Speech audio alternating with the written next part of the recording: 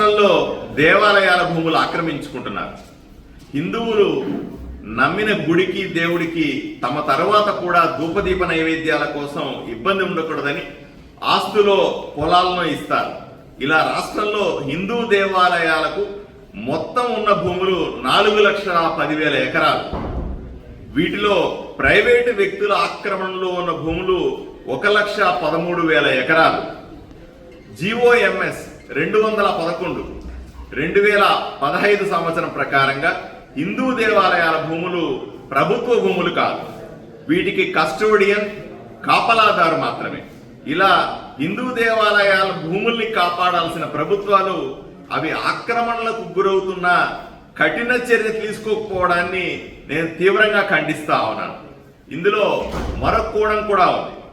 Plastic allowance ఇస్తామని చెప్పి, అంటే ఆయా దేవాలయాలకు ఇవ్వాల్సినటువంటి రెంట్ లాంటిది గత ప్రభుత్వాలు వివిధ అవసరాల కోసం దశాబ్దాలుగా తీసుకున్న భూములు 34,000 ఎకరాలు భూమి తీసుకున్నారు. కానీ ఈ అలవెన్స్ ఆయా దేవాలయాలకు చెల్లించడం లేదు.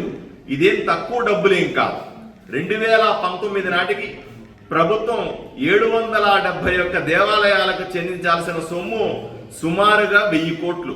2025 నాటికి వడ్డీతో కలిపి 2,400 కోట్లు అవుతుంది. దీన్ని ఎప్పుడు చెల్లిస్తారో ప్రభుత్వం సమాధానం చెప్పాలి. హిందూ దేవాలయాల జోలికొస్తే ఊరుకునేది లేదు. ఆలయాల భూములు ఆక్రమిస్తే కఠినంగా శిక్షిస్తామనే విధానం ప్రభుత్వానికి ఉండాలని నేను కోరుకుంటా ఉన్నాను.